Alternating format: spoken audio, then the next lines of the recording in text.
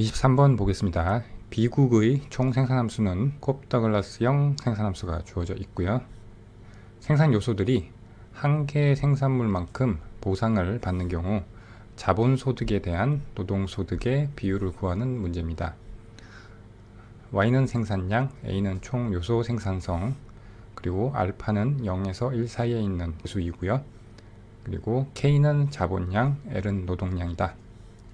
문제를 구하기 위해서 자본소득과 노동소득을 구해야 되는데 생산 요소들이 한 개 생산물만큼 보상을 받는다고 했으니까 노동은 노동의 한 개 생산물만큼 보상을 받고 자본은 자본의 한 개 생산성만큼 보상을 받게 됩니다. 그래서 자본소득은 자본의 한 개 생산성 곱하기 자본량이 되고요. 노동소득은 노동의 한 개 생산성 곱하기 노동량이 됩니다. 그래서 우리는 B국의 총 생산함수를 이용해서 MPK와 MPL을 구해서 각각 K와 L을 곱해서 자본소득과 노동소득을 구한 다음 비율을 살펴보면 되겠습니다. 먼저 자본소득을 구하기 위해서 자본의 한 개 생산성 MPK를 구해보겠습니다. MPK는 이 총 생산함수를 K에 대해서 편미분하면 됩니다. 미분의 공식에 의해서 K에 대해서 이것을 미분을 하면 이 위에 있는 알파가 앞으로 내려오죠. 그래서 알파 곱하기 A 곱하기 K의 알파승에서 지수가 1만큼 빠지죠. 마이너스 1이 되고 노동 L의 1-알파승이 그대로 따라오게 됩니다. 여기에 전체 자본 소득을 구하기 위해서 자본량 K를 곱해주면 이 지수 마이너스 1이 플러스 1과 상쇄가 돼서 알파승이 되고, 그래서 자본의 한 개 생산성에 자본량 K를 곱해준 식은 이렇게 정리가 됩니다. 이것의 이 오른쪽 부분을 보면은 결국 이것이 Y와 같아지죠. 그러면 자본소득은 알파 곱하기 총 생산함수 Y가 됩니다.